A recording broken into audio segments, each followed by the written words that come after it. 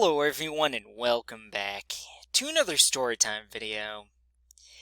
Today is my 100th storytime video.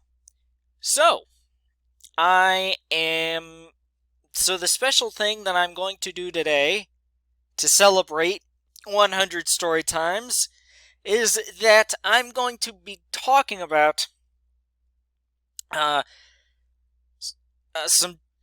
quite a bit of childhood stories that I haven't talked about yet. Coincidentally, when I started this series back a little over 4 years ago, I was doing kind of current story times. So I wasn't talking about story time videos or stories that I had in the past. So I have plenty of stories to talk about today. I actually have a list in terms of what I want to talk about today, because remembering all the ideas is kinda difficult. Now, I want to start with a story that I don't remember at all, but that I have been told this story from my father, and my dad knows more about the story than my mom, but he's talked about it a few times, so I know. And I do remember a little bit, but I would call this story the 2-year-old daredevil. Now, when I was 2 years old, and apparently when my mom and dad were at work, I don't exactly know, and I've heard times where back during this time, my uncle would take care of me. My uncle lived, my dad's brother, one of my dad's brothers, lived close by where I lived at the time as a very young person. And so sometimes he would watch me. Now, he wasn't the best babysitter, so I don't know if my uncle was in the house or not. You know, as a matter of fact, and this isn't straying too far from the story, but as a matter of fact, one time, and my mom likes to do a lot of cross-stitch stuff, but one time, I don't remember this, but apparently one time, when my uncle was supposed to be watching me, he fell asleep, and I got into my mom's cross-stitching stuff. Like her threads and all that stuff, and I messed it all up. Like, I took it off the spools and stuff, and crap like that.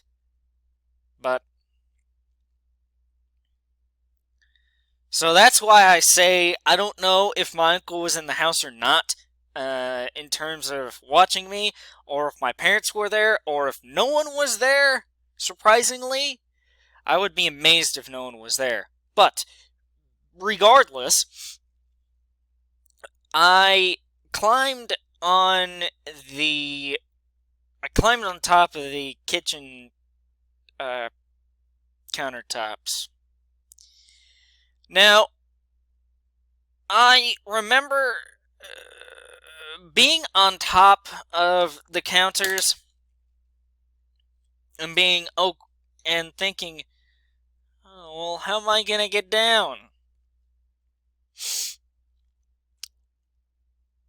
Well, there was a simple answer to that. The simple answer is that, and I don't remember this part. What I just told you is the only thing I remember.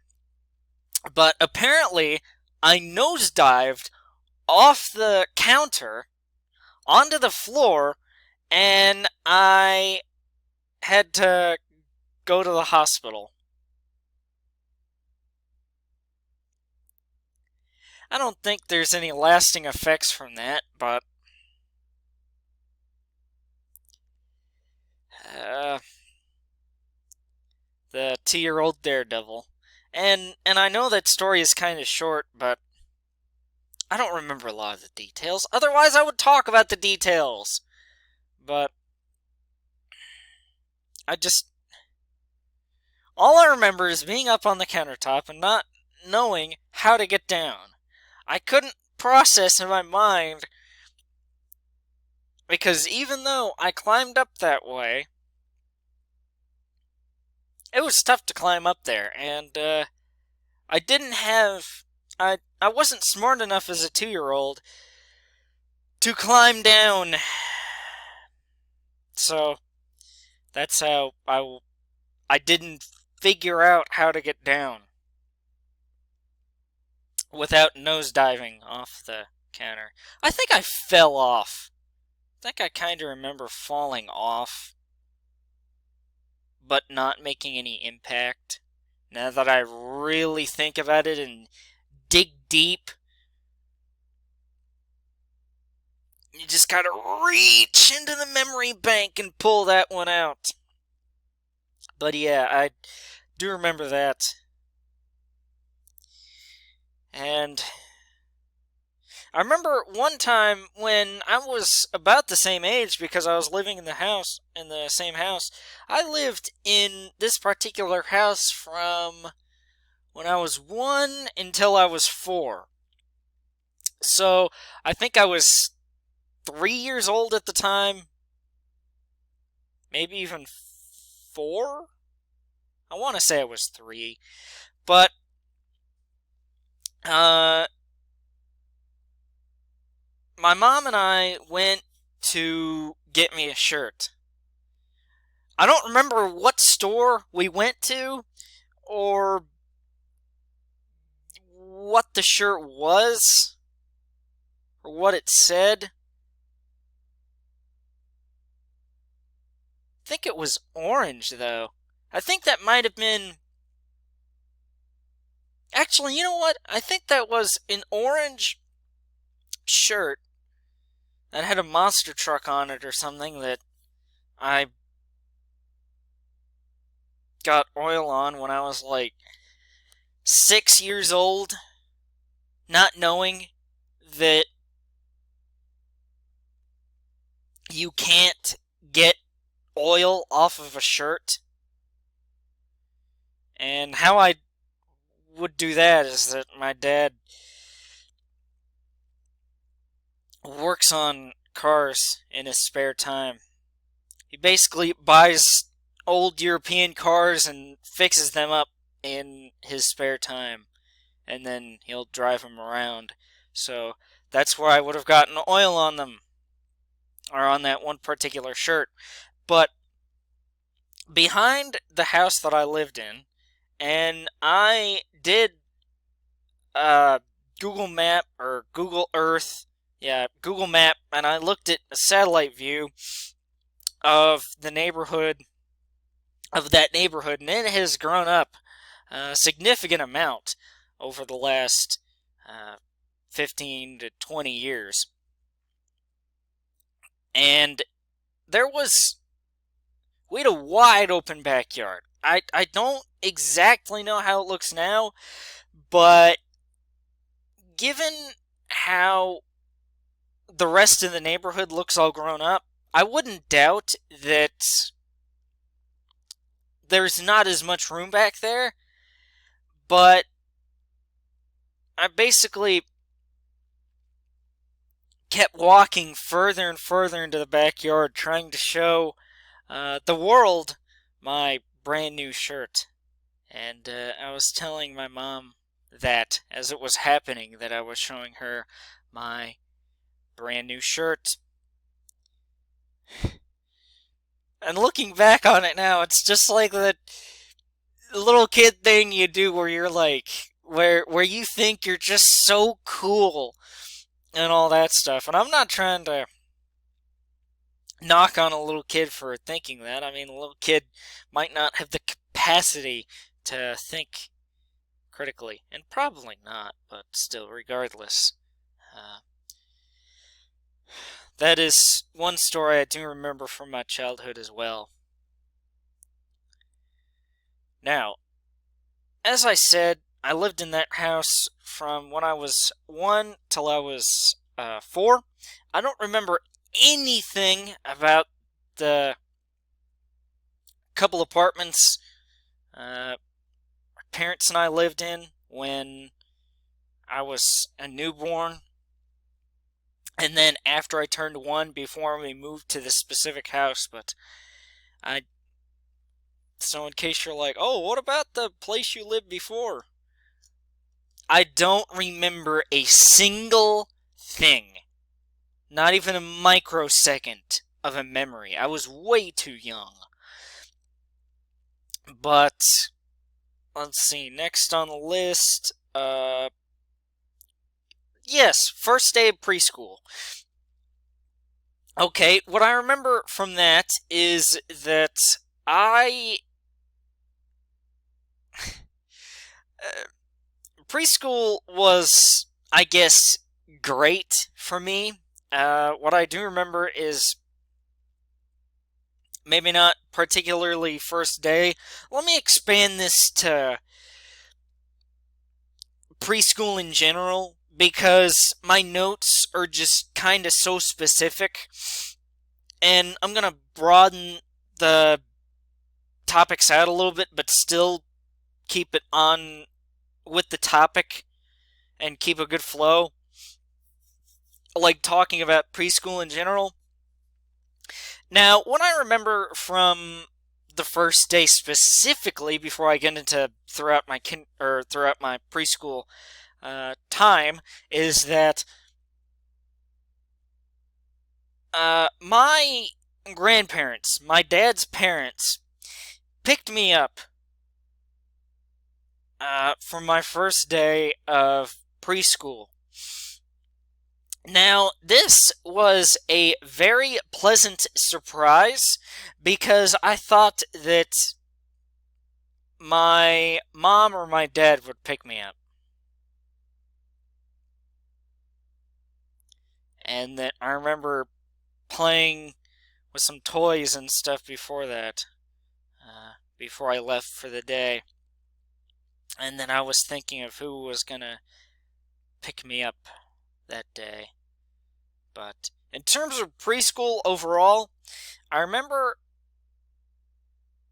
waking up a couple times during nap time and just kind of looking around, and it was just so weird.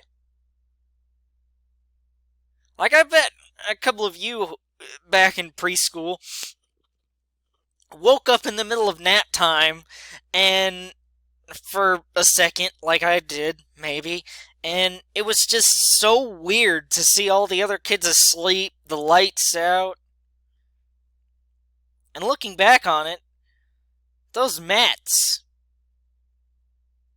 Oh my god, those mats, dude. I didn't think those mats were entirely that comfortable in preschool. Like, I thought my bed was so much more comfortable back in preschool, but as I look back on it now, I'm like, thank God I don't sleep on one of those uncomfortable mats or something like that nowadays. Oh God. My back would just kill me on a daily basis if I did. Like my lower back. I can't imagine. But also, if your parents waited to pick you up, like 15 minutes to pick you up, then that was considered late stay. Now, that is when all of the kids from the other school, now that was the elementary, at the time it didn't have middle, but it's the it's all one school. It went preschool through the 8th grade at some point, but at this time, it didn't go all the way. It went to, oh gosh, what grade? I think it went to, I want to say 3rd or 4th grade.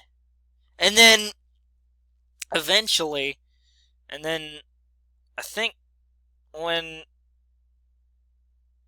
I was in, I think then the next year it started to expand. Like, when I was in kindergarten, a new grade got added, and then when I was in 1st grade, a new grade got added, the next grade got added, all the way through the 8th grade. So, uh, basically, the other kids would come over, and they would play on our playground. That was cool. Now, the big kids, which is what we called them, kindergarten through whatever grade it was at the time, we'd call big kids. And the big kids had their own playground too, as you can imagine. But I don't know, I like playing with the big kids as a preschooler, and I like playing with the preschoolers as a big kid too. But last thing I want to say in terms of preschool is that I had, well, first off, throughout all my school years, I liked all my teachers, but my 2 preschool teachers, they were among the best and the favorite teachers that I had. I don't have a favorite teacher, but if I had to put together a tier list of teachers that I had and grade them in terms of just being a good teacher, being a good role model, and just being nice and teaching us how to be good young people and productive members in society in general. Just, teaching in general, I would put them in S rank. I would definitely put those 2 in S rank. Now, they were husband and wife from Scotland, or from, Scotland, and they made the best shortbread. I'm kind of getting off topic a little bit here, but they made the best shortbread that you will ever have. My God, dude, that their shortbread was good. And I thought that they had a lot of years under their belt when I was in preschool even. But those 2 massive legends stayed on for teaching all the way through all the way through my 8th grade year. And then when I left that school, they retired. So, after I wasn't in preschool, being taught by them, basically moving on to the bigger school, because even though it was the same school, the preschool was a separate building, and then kindergarten through 8th grade was a separate building. But when I moved to the separate building, there was still 9 years where they still taught. I'm like, and to be honest, at some point I kind of thought that they wouldn't ever retire and that they'd be teaching forever. But alas, they finally retired. And at some point when I was working at the Mexican restaurant, early on, I saw the female teacher, and I think she's doing pretty well. as a person right now, and I think she is enjoying retirement, but I hope they continue to enjoy it. Okay, next story here. Oh yes, the first video game I ever played. Now, I am going to talk about that, and also the video games I played as a kid. I guess I'm going to categorize that before I got into PC gaming and got Steam, had a job, and was able to buy my own games. Because up until then, I was a little bit limited. So it's, when I talk about childhood in this regard, it's going to be all the way up to adulthood, instead of just strictly my childhood and leaving out my teen years. Now, the first video game that I ever played was a Bob the Builder CD-ROM. Yes, a Bob the Builder CD-ROM. Now, some of you will not... It is kind of unfortunate that some of you do not know, and perhaps will never know, what a CD-ROM is. And some of you will go, "Oh, bro, that's a massive throwback." Well, yeah, that's the point. But regardless, I back when I was like 3 or 4 years old, I played this game. I think it was, I don't quite remember, but I loved Bob the Builder at the time. Like, I watched back before Bob moved to that outdoorsy place and was Hippie Bob, which, by the way, I think earlier this year, I think it might have been March or April, the voice actor of Bob died. And I haven't watched an episode of Bob the Builder in a little over 10 years, but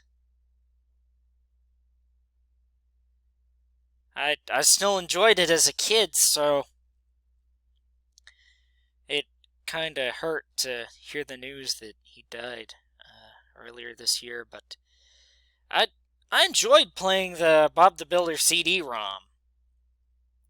Now, a few years down the road, I got a Nintendo DS and a Wii. A Nintendo Wii as well. And I mainly played Mario games, and then I played Madden games on the Wii.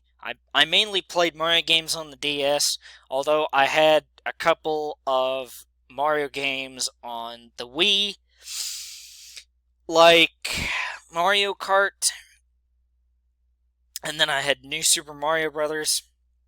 And on the DS, oh, I had a lot of Mario games. I had I had Bowser's Inside Story. I had Super Mario Party. I think I spent a whole summer, one summer, playing pretty much nothing but Mario Kart. And I think that summer, a friend and I beat... I think that's the same summer that I've talked about before, where a friend and I beat New Super Mario Brothers on the DS. And then there was some Plants vs. Zombies, which I now have on Steam. There was Scribblenauts, which I now have on Steam. And those are good games from my childhood that I love to play. So those are great, and I do enjoy those to this day. And then I can't find Fossil Fighters on Steam. Now, in case you don't know what Fossil Fighters is basically kinda like Pokemon, in the sense that you can get your own dinosaurs and you dig up fossils and you clean them with a drill and or a hammer, and the more rock that you clear off from the fossil, the better stats your dinosaur will have. However, you have to have the head to unlock the dinosaur, but you can have the head, but you don't have to have the body, the feet, and the arms, I think it is, or something like that. I would have to look again, but that game was freaking cool. If I could find that game on Steam, I would buy it in a heartbeat. Somebody import that game to Steam, and I will buy it. I will buy it the second I see it.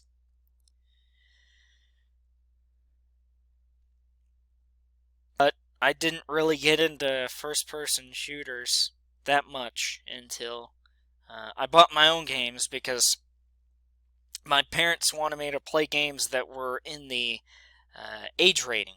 Like, if a game was rated T for teen, they didn't really want me to play it till I was 13.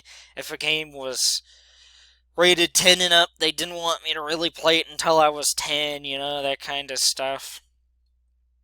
So, and I don't have a problem with that. I don't have a problem with that looking back on it, because I'm just glad that I get to enjoy these kinds of games now. I mean, better late than never. That's the old saying. Okay. Let's see. My first phone. Yes. Now, this can vary a lot between a lot of people, because some people didn't get their first phone until they were in their 30s or 40s or 50s, and back in the 80s it was like the size of a brick. And nowadays our cell phones are so compact, and they fit in our pocket, and they're like a mini computer. It's just crazy to think about how far we've come in terms of cell phones over the years. But regardless, my first phone that I first got when I was 13 was a flip phone. And pretty much everyone in their 20s will agree that texting on one of those flip phones with the 9-numbered keypad, and you would have to hit the number 2 3 times to get C in terms of texting. And that was a pain. That was a major pain. But I just thought I'd throw that in. Just thought I'd throw that in there. I mean, some of you will care, some of you won't. That's kind of a hit or miss there. Let's see. Okay. Let's see. My first experiences with YouTube. Yes. The classic YouTube. Which, by the way, if you are a new YouTube viewer in the past 6 months or a year or so, I feel so sorry for you because you missed out on the good days of YouTube.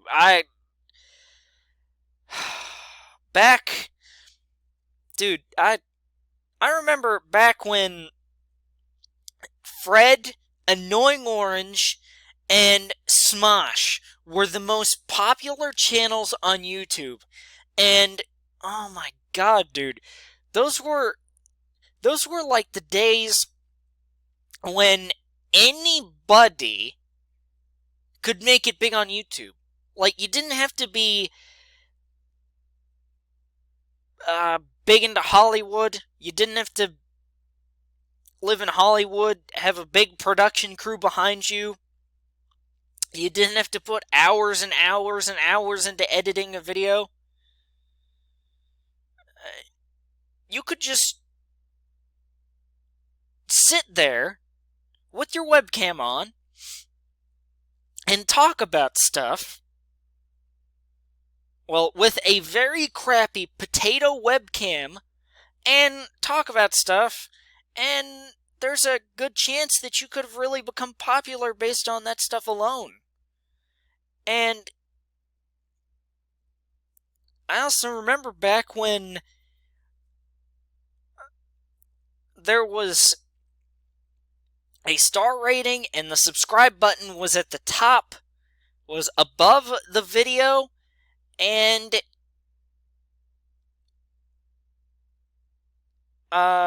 if someone downvoted a comment, it would actually tell you how many downvotes there were. I do specifically remember that. And even 7 or 8 years ago, it was a lot better because you had a lot more animations on the site. The algorithm was a whole lot better. I mean, it wasn't broken, but it was far better than it is now. I mean, back then, with the algorithm, animators could thrive, and some of those classic animations are just that. They're classic. They're timeless masterpieces. And unfortunately, we don't get any more of that because the YouTube algorithm values watch time and upload frequency over anything else. And with animations, you don't really get either one. I mean, to make a long animation, that's, from what I've heard, that is a lot of work. And because it's a lot of work, you can't really make a lot of them unless they're short. And if they're short, they're not really getting a whole lot of watch time.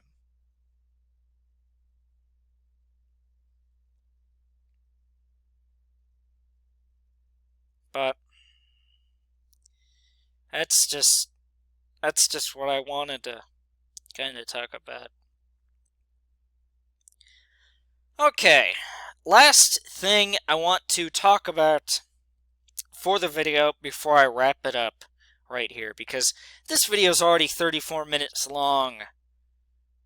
This has already been twice the length of my longest storytime video, I think. Or maybe it was like 25 minutes. I think my first one was 25 minutes, where I kept going off the rails, and I basically remade that a year and a half later, and it was far shorter. Just put it in a nutshell. But regardless, I remember reading the Magic Treehouse books and the Diary of a Wimpy Kid books as a kid. Those were the two book series, especially the Diary of a Wimpy Kid book series, that my grade back in 2nd to 4th grade really liked. And I was one of those kinds of kids that wanted to read what all his other friends were reading and know what all his other friends were talking about. So I read those books. Now, I don't remember how many Magic Treehouse books I read, but I remember reading a few of them. Now, I haven't, or quite a few of them. Not just a few, quite a few. I haven't read a Magic Treehouse book in what feels like forever, but earlier this year, I reread the Diary of Wimpy Kid book series, and I read it all the way through. All the books, all the way through The Wrecking Ball, or Wrecking Ball, whatever it's called. The book that came out back in December, where the family wants to make some home renovations and all this other stuff, and then they were going to move, but I guess they're not actually going to. But, yeah. What I didn't realize as a kid is that Greg is a total narcissist. And I did not know that as a kid. As a kid, well, maybe for some kids, but for me, I had no idea that Greg was a total narcissist. Like, it's not disgustingly bad, but Greg's a narcissist. And in some ways, I like Greg more as an adult, and in some ways, I don't like him as much as an adult as I did as a kid. And real quick, let me give you one example of Greg's narcissism. So, from the first book, one day, and he and his best friend Rowley Jefferson, are on the board or the team that helps escort kindergartners home after school. Now, because the kindergartners, I guess, got out of school before Greg and Rowley did, Greg and Rowley got to miss some of school so that they could escort these kindergartners home. Now, one day, Rowley was sick, and Greg borrowed Rowley's jacket. And it was a rainy day, so I guess Greg got bored, and he put a worm at the end of a stick, and he was chasing little kids with it. Greg and Rowley live close to each other in the same neighborhood, and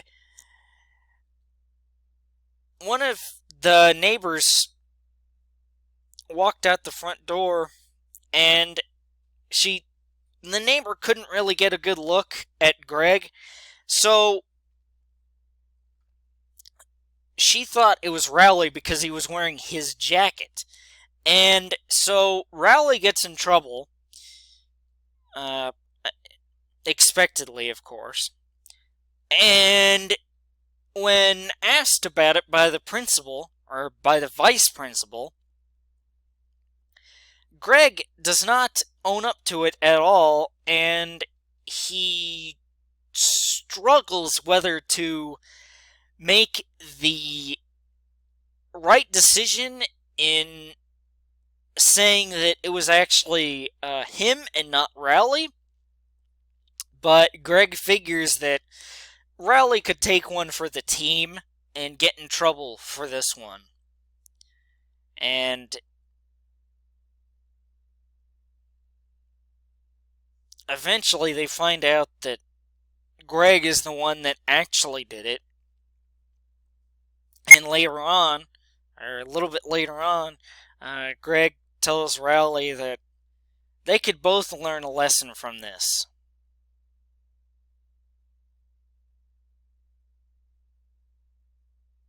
And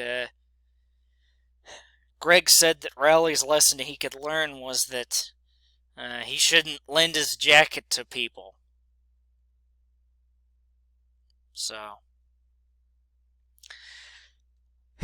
in case you're wondering how Greg is a narcissist, then that is the example in which I give to people in case they're like, well, how is he a narcissist?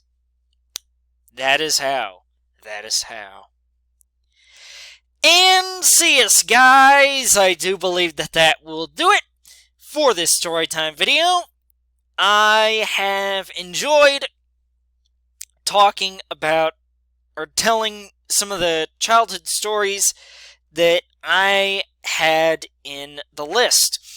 Now, I didn't tell the story about finding fried okra in my popcorn chicken again because I made it and it's been retold, and I don't want to retell the story for a second time and tell it for a third time.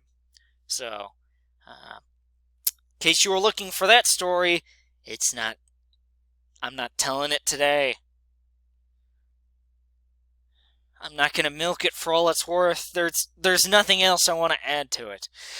But yes, guys, I do believe that will do it for this storytime video. And until next storytime video, I will see you all later. Goodbye, guys. Thank you all for watching.